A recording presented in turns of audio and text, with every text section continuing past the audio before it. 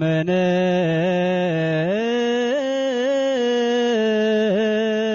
በስመ አብ ወወልድ ወመንፈስ ቅዱስ አሐዱ አምላክ አሜን። ውድ እግዚአብሔር ቤተሰቦች፣ የእናታችን የእመቤታችን የቅድስት ድንግል ማርያም የአስራት የቃል ኪዳን ልጆች፣ የቅዱሳን የጻድቃን የሰማዕታት የቅዱስ መስቀል ወዳጆች በልዑል እግዚአብሔር ስም ሰላምታ እንደምን ከረማችሁ? አሜን። የእግዚአብሔር የአምላካችን ስም የተመሰገነ ይሁን። ከዚህ ቪዲዮ አስቀድሞ ጥያቄዎችን ከምስጢረ ሥላሴ የተወጣጡ ጥያቄዎችን አስቀምጬላችሁ ነበረ።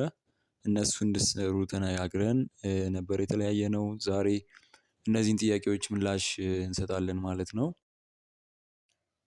እሺ፣ የመጀመሪያው ክፍል የእውነት ሐሰት ጥያቄ ነበር። 5 ጥያቄዎች ነበሩና ወደ መጀመሪያው ጥያቄ እናልፋለን። የመጀመሪያው ጥያቄ ምንድነው የሚለው? አምስቱ አዕማደ ምስጢራት ምስጢር የተባሉበት የሌላ እምነት ተከታዮች ስለ እነዚህ ምስጢራት እንዳያውቁብን ነው ይላል። ለዚህም ጥያቄ ምላሹ ምንድነው? ሐሰት ነው። ምክንያቱም ምስጢር የተባሉበት ምክንያት ለማያምኑት የማይገለጡ ስለሆኑ ነው። ይህም ማለት እነዚህን ምስጢራት ለማይቀበል ሰው፣ ለማያምን ሰው የማይገለጥ ነው። ለእኛ ግን በእምነትና በእግዚአብሔር ጸጋ ስለሚገለጡ እንዲሁም ደግሞ በሚታይ አገልግሎት የማይታይ ጸጋን በረከትን ስለሚያሰጡን ስላሉ ነው። ከዛ አንፃር ምስጢር ተብለው ይጠራሉ። እሺ፣ ወደ ሁለተኛ ጥያቄ ስናልፍ ምስጢረ ሥላሴ ሶስቱ ሽማግሌዎች በአንድ ላይ ሆነው ተስለው የምናያቸው የሶስቱ መንትያ ቅዱሳን ወይም ጻድቃን ሰዎችን ነገር የምንነጋገርበት ነው ይላል። ሐሰት ነው ምላሹ። ለምን ሐሰት ሆነ? ምክንያቱም ምስጢረ ሥላሴ ስለ እግዚአብሔር አንድነትና ሶስትነት የምንነጋገርበት ስለሆነ ነው። ይህን ጥያቄ ያነሳሁበት ምክንያት ምንድነው? የሥላሴን ምስል ማለት ነው። ሶስቱ ሽማግሌዎች በአንድ ላይ የተሳሉበትን ማለት ነው። እሱን ምስጢረ ሥላሴን ለመግለጽ የምንጠቀምበት ምስል ሆኖ ሳለ ቅዱሳን ናቸው ወይም ደግሞ ጻድቃን ናቸው ብለው የሚያስቡ ሰዎች ስላሉ ነው ይህን ጥያቄ ያካተትኩት። ሶስተኛ ጥያቄ ከሁሉም ምስጢራት አስቀድመው ልንማር የሚገባው ምስጢረ ጥምቀትን ነው ይላል። ምላሹ ሐሰት ነው። ምክንያቱም ከሁሉም ምስጢራት አስቀድመን ልንማረው የሚገባው ምስጢረ ሥላሴ ነው። ምክንያቱም ምስጢረ ሥላሴ ስለ እግዚአብሔር የሚናገር ምስጢር ስለሆነ። እሺ፣ አራተኛ ጥያቄ አምላክ ሰው ሆነ ብለን የጌታችን የአምላካችን መድኃኒታችን ኢየሱስ ክርስቶስን ሰው መሆን የምንነጋገርበት ምስጢረ ሥላሴ ውስጥ ነው ይላል። ይህ ጥያቄ ምላሹ ሐሰት ነው። ምክንያቱም ስለ ጌታችን አምላካችን መድኃኒታችን ኢየሱስ ክርስቶስ ሰው መሆን የምንነጋገርበት ምስጢረ ሥጋዌ ስለሆነ ነው። እሺ፣ አምስተኛ ጥያቄ አምስቱ አዕማደ ምስጢራት በቅደም ተከተል ስለ እግዚአብሔር አንድነትና ሶስትነት፣ ስለ ተዋህዶ፣ ዳግም ስለመወለድ፣ በአማናዊ ወይም እውነተኛ መብልና መጠጥ፣ ጌታችንን ስለመቀበል እንዲሁም በመጨረሻ ከሞት በኋላ ሕይወት እንደሌለ የምናወራባቸው ናቸው ይላል። የተጠቀሱት ሁሉም ትክክል ሆኖ ሳለ መጨረሻው ሕይወት እንደሌለ የምናወራባቸው የሚለው ምስጢረ ትንሣኤ ሙታንን ስለሚያፈርሰው ሐሰት ይሆናል ማለት ነው። ሌሎቹ ግን በቅደም ተከተል ከምስጢረ ሥላሴ ጀምሮ ያለውን የሚያስረዱ ናቸው። ወደ ክፍል 2 እንለፍ። የምርጫ ጥያቄዎች ናቸው። 10 ጥያቄዎች ይኖራሉ። የመጀመሪያው ከሚከተሉት ውስጥ ልዩ የሆነው የትኛው ነው ይላል። ሀ ምስጢረ ሥላሴ፣ ለ ምስጢረ ጥምቀት፣ ሐመርሃ ምስጢረ ሜሮን፣ መ ምስጢረ ትንሣኤ ሙታን። ምላሹ ሐመርሃ ነው። ምክንያቱም ምስጢረ ሜሮን ከ27ቱ ምስጢራተ ቤተ ክርስቲያን ነው የሚካተተው። የተቀሩት ሶስቱ ግን አምስቱ አዕማደ ምስጢራት ላይ ነው የሚካተቱት። ሁለተኛ ጥያቄ ስለ አምላክ ሰው መሆን የሚነገረው በየትኛው ምስጢር ውስጥ ነው? ሀ በምስጢረ ሥላሴ፣ ለ በምስጢረ ጥምቀት፣ ሐመርሃ በምስጢረ ሥጋዌ፣ መ በምስጢረ ቁርባን። መልሱ ሐመርሃ ነው። ሶስተኛ ጥያቄ ከሚከተሉት ምስጢራት አንዱን ስንፈጽም በመላው ዓለም ከሚገኙ ክርስቲያኖች ወይም ኦርቶዶክሳውያን ጋር አንድነት የሚኖረን በየትኛው ነው ይላል። ሀ በምስጢረ ጥምቀት፣ ለ በምስጢረ ሥጋዌ፣ ሐመርሃ በምስጢረ ትንሣኤ ሙታን፣ መ በምስጢረ ቁርባን።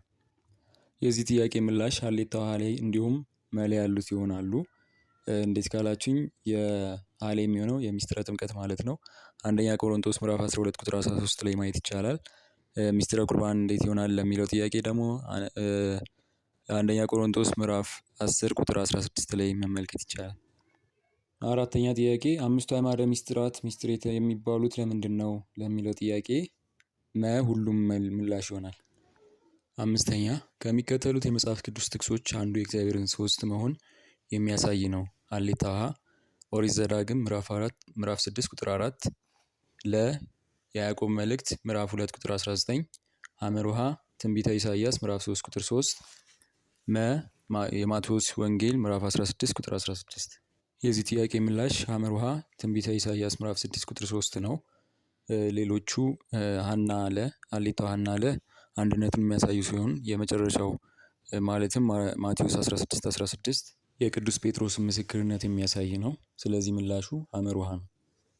ስድስተኛ ሚስጥረ ጥምቀትን ስንማር ሰው በውሃ አማካኝነት የእግዚአብሔር ልጅ እንደሚሆን እንማራለን ይላል። የእውነት ሐሰት ጥያቄ ነው። ምላሹ እውነት ነው። ሀሌታ ውሃ ይሆናል ምላሹ ማለት ነው። ሰባተኛ አንድ ሰው ለመቁረብ ምን ያስፈልገዋል? ሀሌታ ውሃ ቅዱስ መሆን፣ ለ የንስሐ ዝግጅት፣ ሐመርውሃ ህፃን ወይም ሽማግሌ መሆን፣ መ ድጋሚ ኃጢአት አለመስራት ይላል። የዚህ ጥያቄ ምላሽ ለነው የንስሐ ዝግጅት ያስፈልገናል። ለሰራነው ኃጢአት በንስሐ ከታጠብን በኋላ እንቀርባለን ማለት ነው። ሌሎቹ ግን አይሆኑም። ምናልባት መላይ ግራ የሚያጋባችሁን ካለ ይህ ማለት በተቻለ መጠን ከኃጢአት እንቆጠባለን። ነገር ግን ያው ምናልባት ኃጢአት ተሳስተን እንሰራለን እና ከእሱ አንፃር ውድቅ ይሆናል ማለት ነው። ኃጢአት አለመስራት የሚለው ሰው አይቻለውም ይሄ ነገር መልሶ መልሶ መውደቅ አለና ከዚህ አንፃር የመ ምላሽ አይሆንም። ነገር ግን ድጋሚ ኃጢአት አለመስራት ሲባል በራሳችን አውቀን ግን ኃጢአት መስራት ፈጽሞ የተከለከለ ነው።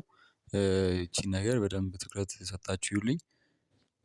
ስለዚህ ለዚህ ጥያቄ ምላሽ የሚሆነው ለለ ያለው ነው ማለት ነው። የንስሃ ዝግጅት ነው ለቅዱስ ቁርባን አስፈላጊው ማለት ነው። ስምንተኛ ጥያቄ ጌታችን ለፍርድ በሚመጣበት ጊዜ የሚጠይቀን ምንድነው? ሀ ስድስቱን ቃላት ወንጌል፣ ለ አስሩን ህግጋተ ኦሪት፣ ሐመርውሃ ስድስቱን ህግጋተ ወንጌል፣ መ መልስ የለም። የዚህ ጥያቄ ምላሽ ሀሌታ ውሃ ስድስቱን ቃላት ወንጌል ነው። እነሱም ብራብ አብልታችሁኛል፣ አጠጥታችሁኛል ወይ የሚሉትን ስድስቱን ማለት ነው። ስድስት የተዘረዘረ አለ። እነሱን ማየት ትችላላችሁ። ቃላተ ወንጌል ተብለው ነው የሚጠሩት። እሱንም በማቴዎስ ወንጌል ምዕራፍ 25 ከቁጥር 34 ጀምሮ ማየት ይቻላል። ስለእነዚህ ስለ ስድስቱ ቃላት ወንጌል ስድስቱ ህግጋተ ወንጌል እና አስሩ ቃለ ህግጋተ ኦሪት የምናይ ይሆናል በቀጣይ ክፍል። የዚህ ጥያቄ ምላሽ ግን ሀሌታ ውሃ ነው። ዘጠነኛ ለምን እንቆርባለን? ሀሌታ ውሃ የዘላለም ህይወት ለማግኘት፣ ለ በክርስቶስ ከክርስቲያኖች ጋር ሁሉ አንድ እንሆን ዘንድ ይህም ማለት የጌታን ቅዱስ ስጋና ክቡር ደም ስንቀበል ከክርስቲያኖች ጋር ሁሉ አንድ እንድንሆን የሚል ትርጓሜ ይኖረዋል። ሐመርውሃ የነፍስና የስጋ በረከትን ለማግኘት፣ መ የጌታችንን ህማምና ሞቱን ለማሰብ ይላል። የዚህ ጥያቄ ምላሽ ላይ አላስቀመጥኩትም እንጂ ሁሉም ነው የሚሆነው። ይህም ማለት የዘላለም ህይወት እንደምናገኝ ማቴዎስ የዮሐንስ ወንጌል ምዕራፍ 5 ቁጥር ምዕራፍ 6 ቁጥር 54 አካባቢ ስጋዬን የበላ ደሜን የጠጣ የዘላለም ህይወት ይኖረዋል ብሎ ሲናገር እሱ ላይ ማየት እንችላለን። ለለ ደግሞ ማስረጃ የሚሆነው መጽሐፍ ቅዱስ ላይ አንደኛ ቆሮንጦስ ምዕራፍ 10 ቁጥር 16ን ማየት ይቻላል። ሐመርውሃ የነፍስና የስጋ በረከትን ለማግኘት ነው። ቅዱስ ስጋውን ክቡር ደሙን የሚቀበል ሰው በስጋውም ሆነ በነፍሱ በረከትን ያገኛል። መለ ያለው ደግሞ የጌታችንን ህማምና ሞቱን ለማሰብ ይላል። እሱም አንደኛ ቆሮንጦስ ምዕራፍ 11 ላይ ማግኘት ይቻላል። ጌታችንም ካቆረባቸው በኋላ እያቆረባቸው ማለት ነው ይህ ለመታሰቢያ ይሁናችሁ ብሎ ሲናገር እንሰማለን እና የጌታችንን ህማሙን ሞቱን መከራውን ለማሰብ ይሆነናል ማለት ነው። ስለዚህ የዚህ ጥያቄ ምላሽ ሁሉም ነው የሚሆነው። አስረኛ ስለ ጌታችን አምላካችን መድኃኒታችን ኢየሱስ ክርስቶስ ትክክል ያልሆነው የቱ ነው ይላል። ሀ ፍጹም አምላክ ፍጹም ሰው ነው። ለ ስጋን ሲዋሃድ የነሳው ስጋ የቅድስት ድንግል ማርያምን ነው።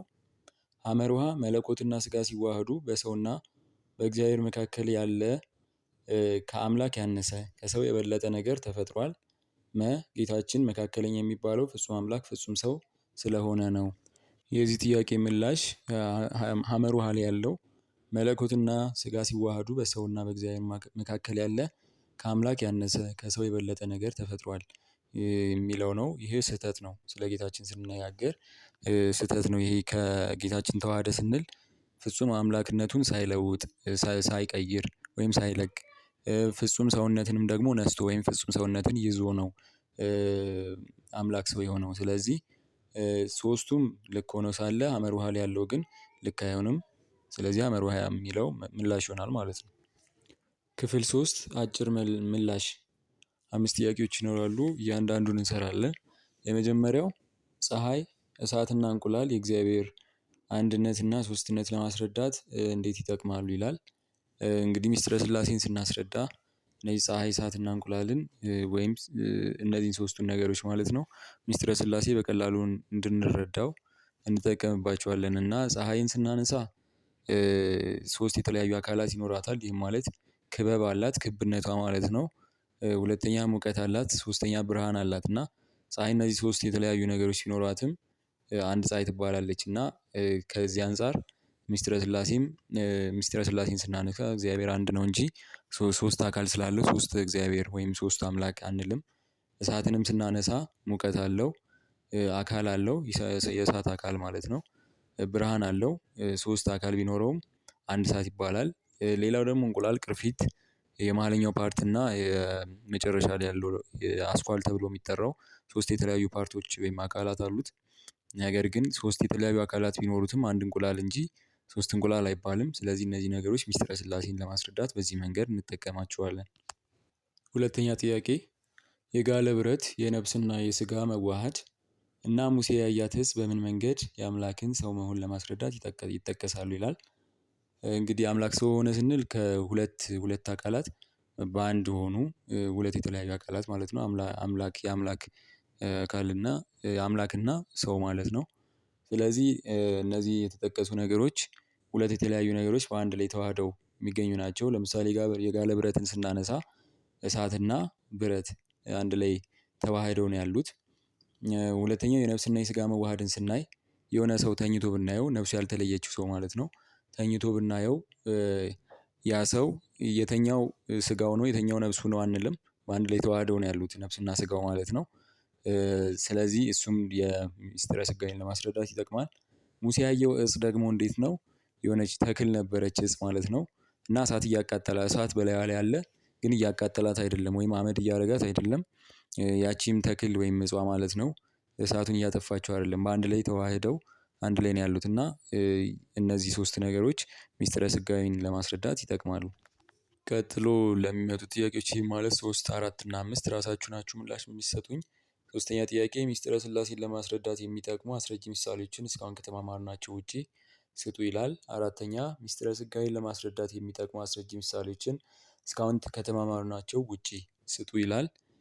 የመጨረሻው ደግሞ የሚስጥረ ቁርባን መስራች ወይም ሚስጥረ ቁርባንን የመሰረተው ማነው? የሚሉ ጥያቄዎች አሉ እነዚህን ጥያቄዎች አሳውቁን በኮሜንት አሳውቁኝ።